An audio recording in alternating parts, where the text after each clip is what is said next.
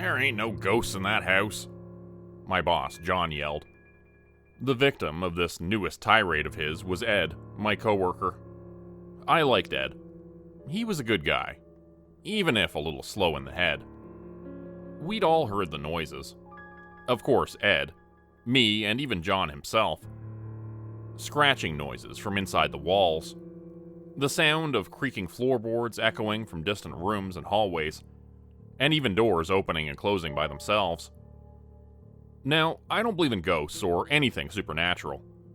Those sounds, nothing but the typical sounds of an old, run-down building comprising half-rotten beams and crumbling walls. And yet, even I had to admit that the place was kind of creepy. What made the situation worse was our boss. John didn't care for work ethics, work hours, or, well, his coworkers. I'd started working with him a good year ago. Let's just say I wasn't the smartest kid, and after a few questionable life choices, my prospects of finding work were close to zero. John, however, seemed to see something in me, and hired me on the spot. No questions asked. At first, I thought he was a pretty decent guy. A hard worker who'd been running his own little renovation business for the better part of his life. Soon enough, however, I learned what an asshole he really was. He worked me hard, which meant constant overtime, and if I dared so much as to question him, or hell, complain, he'd go on a diatribe about us goddamn millennials who'd never worked a day in their lives. Our newest contract was to refurbish an old, rundown colonial home. Some rich kid had inherited it from his late uncle, and thought the place would be a perfect home for him and his family. He wanted the job done by the end of November, which gave us little more than 6 weeks, but he was willing to pay a hefty sum for it. John, being the greedy bastard he was, agreed, of course, knowing fairly well that it would normally take us at least twice as long. As I said, he never cared much for work ethic, and if the pay was right, he'd not only work himself, but also Ed and me to death. I've got to give him credit, though. Sure, he was an asshole, but I've seen no one work harder than him.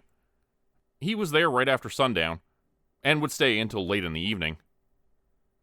Before long, however, the long, hard work days were getting to me. Those and the damn sounds. We'd been on the job for no longer than a week when they started. At first, it was nothing but the rare sound from somewhere in the building that you could easily attribute to vermin.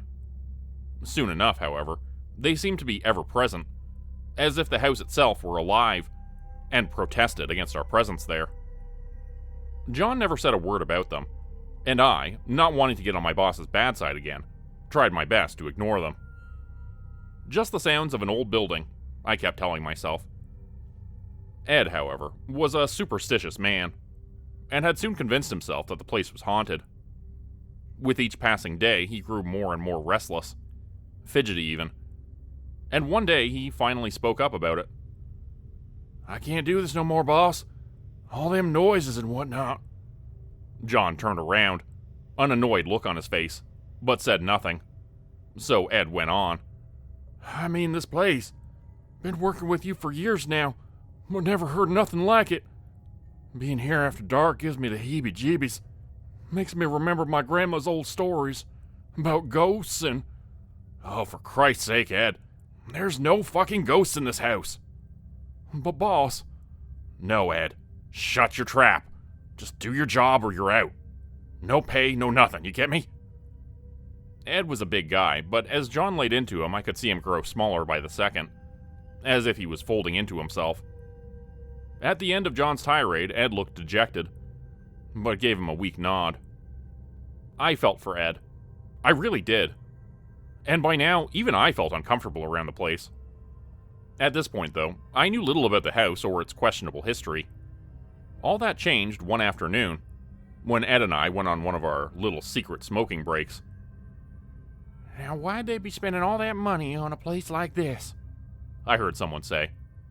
It was an old lady with a phone in her hand, looking over the property's fence and staring at our efforts with a disdained look on her face. "No, Clara, I don't think they're tearing it down. I think they're renovating it." "Excuse me, missus?" Ed spoke and walked toward her. "What you mean by a place like this?" The moment she noticed Ed and me, she almost dropped her phone and quickly ended the call. Oh, it's nothing. I didn't mean to. It's all right. We're part of the construction crew. I cut in. The place sure is creepy, isn't it? For a moment, she squinted her eyes at me before she gave me a well-measured nod. Then she stepped closer to us. Did you know about the former owner? She asked in a conspiratorial whisper. When both Ed and I shook our heads, she went on. He was a strange, reclusive man. Never talked to anyone. Never left his home. Now, there's nothing wrong with that, of course, but there are those rumors. Rumors? Ed blurted out. Well, I know nothing myself, but old Elizabeth down the road, she's living right next door. Says she saw people at the house. People other than the old man, but saw no one entering or leaving. I shrugged. Probably didn't. Now, here's the thing. Old Elizabeth swears they are all children. Young children at that. Sometimes she says she saw them even waving at her, as if to call out to her. Now, I'm not saying anything bad myself, or want to assume anything, but Elizabeth says it went on for weeks, months even. And then, one day, the old man just up and vanished, never to be seen or heard of again. Ed's face had grown paler and paler the longer he listened to the old woman. He just opened his mouth, most likely to inquire about the man's mysterious disappearance, when John's angry voice reached our ears. The hell you think you're doing? You think I'm paying you to stand around all goddamn day? The old lady excused herself, and Ed and I had to endure another of John's tirades about our constant fucking smoking breaks. As he ranted on and on, I couldn't help but wonder about the story I just heard. I could believe an old man living by himself. But the rest? The stuff about those children? No, I thought, shaking my head. It's all bullshit. God knows what old Elizabeth had seen or thought she'd seen. Yet, when night fell, a few hours later, a sudden scream reached my ears. It was Ed, and a few moments later he dashed past me as fast as he could and straight out the front door.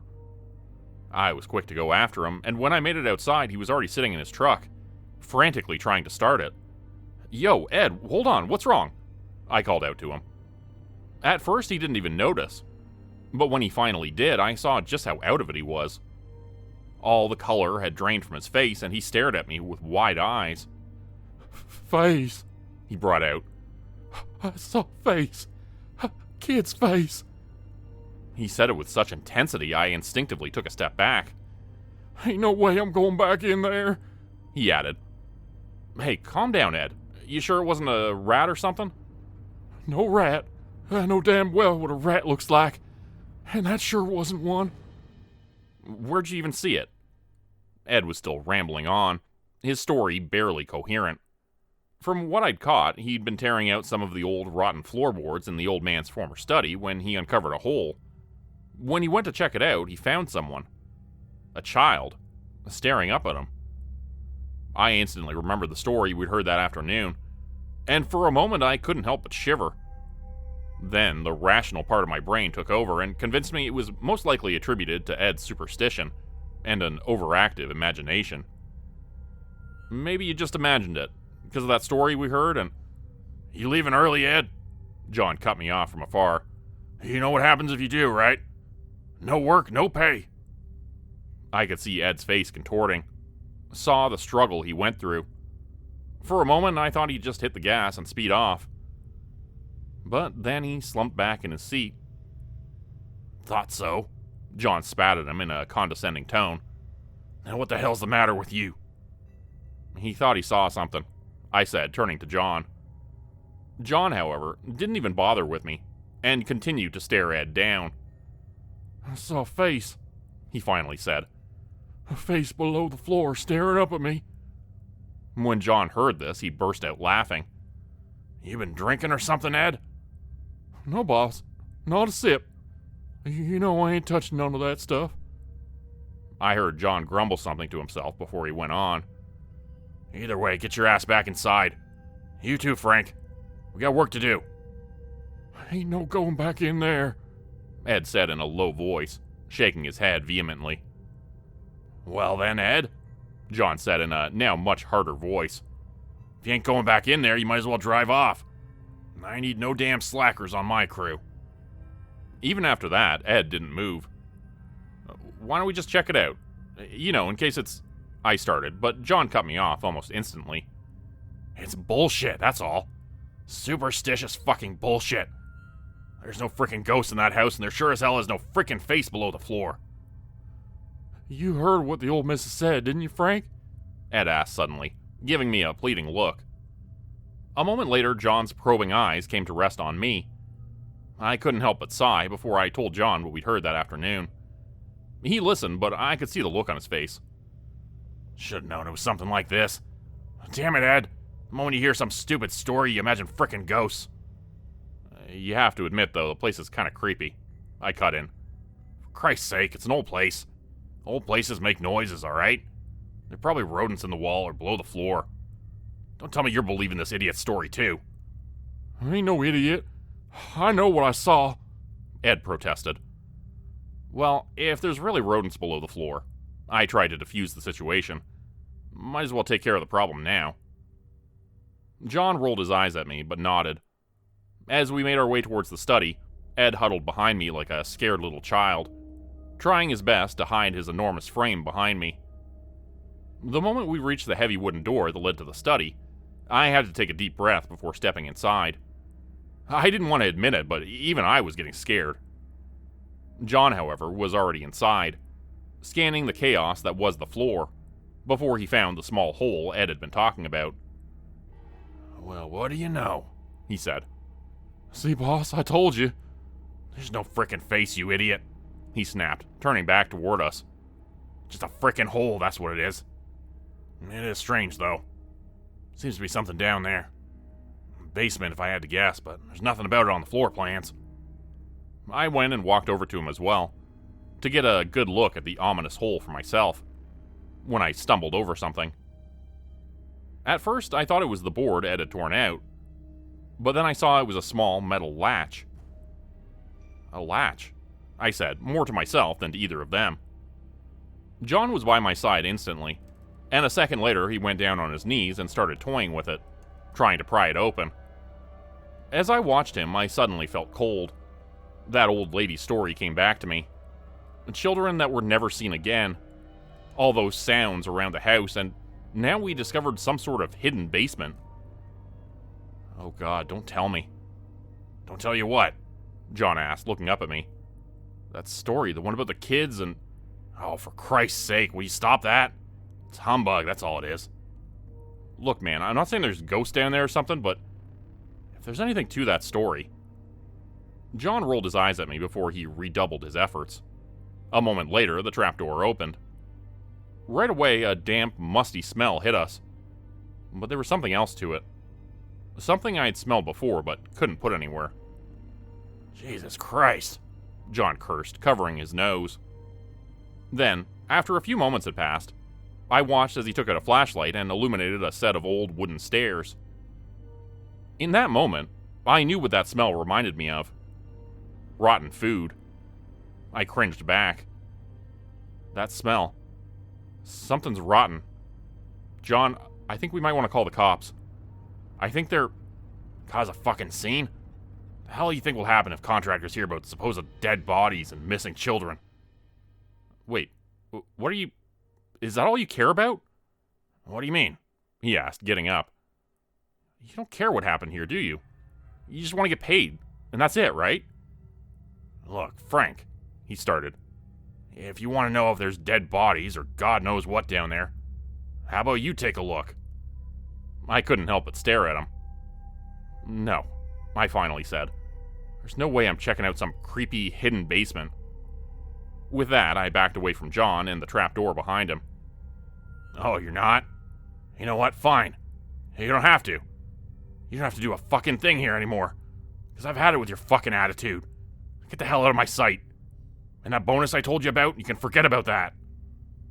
At first, I didn't know what to say. But then I couldn't help but shake my head. You know what, John? Go fuck yourself. I'm done. With that, I turned around and walked off.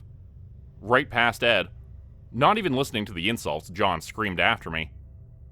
The moment I was outside, I jumped into my car and drove off. I'd driven for barely 5 minutes when my phone rang. One glance at the screen told me it was John. I didn't bother to answer. Instead, I couldn't help but laugh. Guess he didn't think I'd drive off like that. It rang on for a good half minute before he gave up. "Not coming back, you asshole," I said to myself. Yet, only a few moments later, it rang again. And then, once more.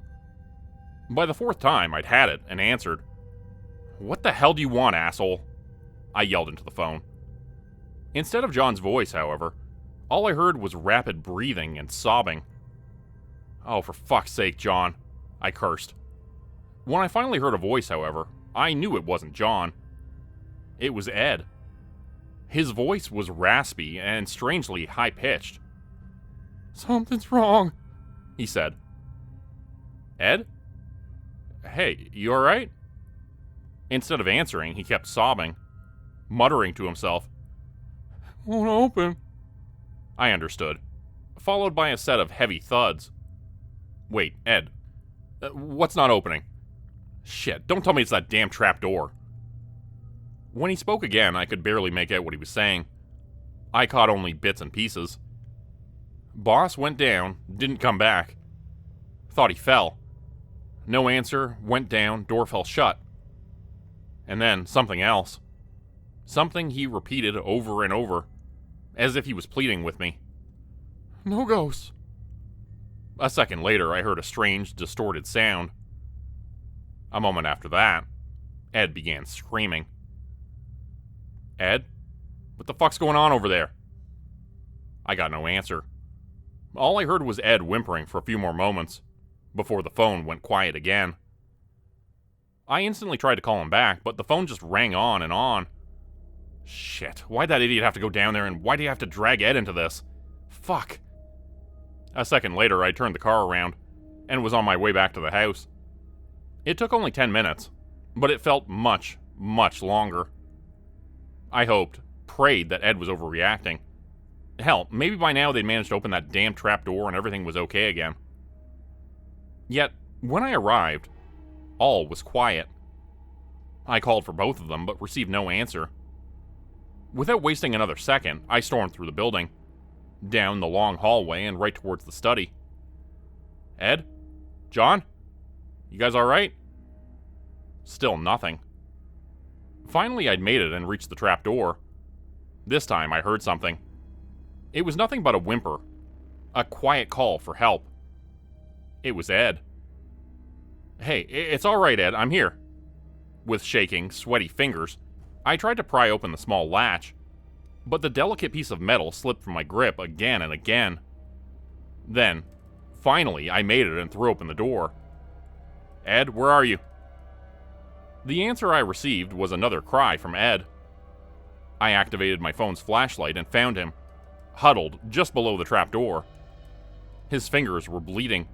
His eyes were wide and his mouth was open in a perpetual, toneless scream. For a second, I saw the bloody marks on the other side of the door, where he must have tried to open it. Jesus Christ, Ed, what happened to you? In an instant, I got a hold of him and pulled him upwards. "It's alright, Ed, it's alright." At first, he didn't even seem to notice I was there. When he finally did, he screamed again, scrambled past me, and retreated to a corner of the room. He was completely out of it. "Ed, calm down." I walked over to him, putting my hands on his shoulder, whispering to him that everything was fine now. "Boss, down there. Something happened. And those..." He couldn't go on anymore. Instead, he put his arm around his legs and began rocking back and forth. Shit, Ed, what happened? Instead of an answer, all I heard was Ed sobbing to himself. Fuck. I turned around and stared at the trapdoor once more, then at the old wooden stairs.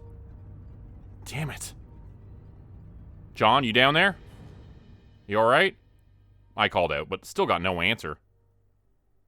Eventually, once I'd made sure the trapdoor was wide open, I made my way down the stairs. Sure, John was an asshole, and sure, he shouldn't have gone down there. But that didn't mean I'd just leave him. When I reached the bottom of the stairs, I found myself in a dark, musty cellar. The only light was the small beam of my phone's flashlight. The first thing I noticed were the cellar walls. They were made from solid brick, but here and there they seemed to have crumbled to reveal tunnels. Rats, I told myself. It had to be rats. Yet those tunnels were huge, much too big for simple rats. Slowly, I let the beam of the flashlight wander around, not taking a single step away from the stairs. Suddenly, the light hit something. A figure in a corner. "John?" I called out, but then I saw it couldn't be him. No. What I saw was nothing but bones. A skeleton with only a few pieces of rotten clothing still clinging to it. Then I heard something. A single sound, so quiet it was barely audible under my rapid heartbeat and the blood rushing through my veins. A wet gurgle. I instantly turned to my right, the phone shaking in my hand. This time, it was John. His eyes met mine. He opened his mouth, but instead of words, all that came forth was blood. "Jesus fuck, man, what happened to you?" I rushed forward to help him. He must have fallen, must have hurt himself, and Ed must have freaked out because of all the blood. Yet, I'd barely taken a few steps when I saw something else. I froze. On the ground around him, I saw figures. Small, childlike figures that crowded around him. I saw tiny hands ending in sharp claws, saw wide gaping mouths, and above them, cheap, caricature-like estimations of children's faces. Their hands and mouths were wet with blood. John's blood, I realized. And the moment these things noticed me, I heard the same distorted sound I'd heard over the phone. This time, however, I heard it more clearly. And it almost sounded like giggling, like a failed imitation of childish laughter. I screamed in sheer terror, stumbled back over my feet, and crashed to the floor. In an instant, one of the creatures dragged itself forward, towards me, and I watched as its body grew longer and longer, becoming nothing more than an elongated mass of flesh.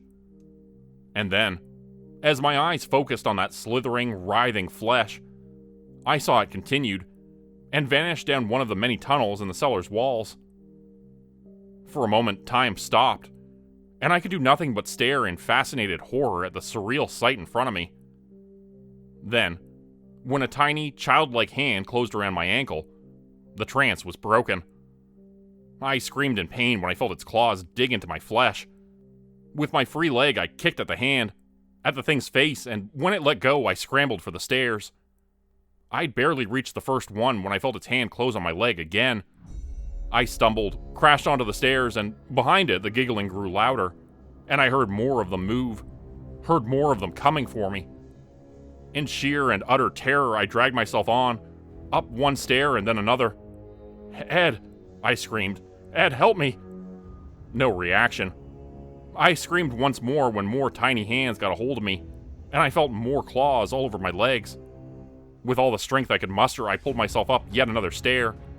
But then the creature's strength overwhelmed me. In sheer desperation, I clung to the stairs, dug my fingernails into the wood, and then felt them give way. This was it, wasn't it? Just like John, I thought. I'd end up just like John. Right at that moment, a tear-streaked, terrified face came into view above me. And then, a moment later, strong hands reached out for me. As Ed pulled me upwards, I frantically kicked at whatever was behind me, until the tiny hands finally let go. A few seconds later, we'd made it back up. In an instant, I threw the trapdoor shut, closed the latch, and scrambled away from it. Fueled by adrenaline, I'd already rushed from the study before I remembered Ed. I turned back to find him just standing there, still not understanding what was going on, but got a hold of him and dragged the crying man after me. As we hurried through the building, I could hear the same sounds again. The scratching from inside the walls, the creaking of floorboards all around us. But this time I knew what they were. It was those things that slithered through the building's walls and below the floorboards. Once we'd made it outside, Ed's tears had stopped, but his expression was different. His face was entirely empty, and all he did was mumble to himself. It was nothing more than 2 words. 2 words I'd heard before. No ghost. Once we were in the car, I took a single glance back at the house. And there they were. The simple, caricature-like faces of children in the windows. I saw them beckoning me to come back, imitating their call for help. But my eyes were better than those of old Lisbeth, and I saw those faces for what they really were. Nothing but a lure. When I finally drove off, a half catatonic Ed sitting next to me, I couldn't help but laugh. And laugh. And laugh. In the end, John had been right after all. There's no fucking ghosts in that house. Become a channel member today for early access, bonus videos, and special emojis only available to members. Check out the description below or click the join button for more info. If you'd like another way to help support the channel, please consider joining my Patreon page at patreon.com/JordanGroupeHorror. As a patron, you'll get access to bonus videos and content. You'll be credited at the end of every video going forward, and if you decide to stay for 3 months, I'll name a character after you, which will be featured in a Hollow's End story. Links to join the Patreon are in the description. Thanks everyone for listening. Please like, subscribe, and comment to help the channel continue to grow. And see you again next time at 4 p.m. Eastern Standard Time. Hope you have a great night.